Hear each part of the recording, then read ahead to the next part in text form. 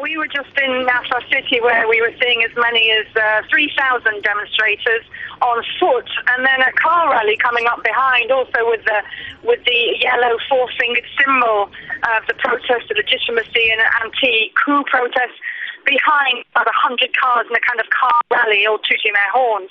The protesters got quite agitated at one point because one of the local residents was waving a photograph of General al-Sisi and sort of putting a finger across her throat, and as if she was sort of saying, "Cut throat, he will kill you all," which probably wasn't the most subtle things to do when you've got thousands of demonstrators who are anti-Sisi on the street below you. So it got a little agitated for a while, but then she disappeared and it all calmed back down again. But so far on the streets, we've been across the Mahadassin, and here in Nasr City we are seeing thousands on the streets, but it is quite calm, it is quite peaceful.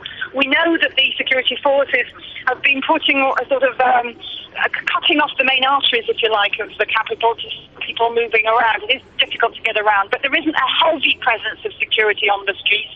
They're just there if you look for them. But as you say, there has been violence in different parts of the country. We're hearing of protests in 6 different governorates across Egypt. One of the areas of protest that's turned violent in Alexandria.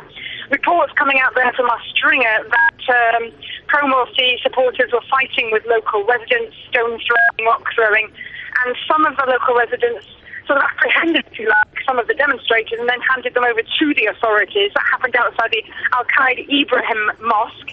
And then we're also hearing tear gas has been fired in the Tanta City area in Gerbi Governorate in the Nile Delta. So far, quite a number of protesters on the streets, but we're not hearing of any significant violence, certainly in Cairo.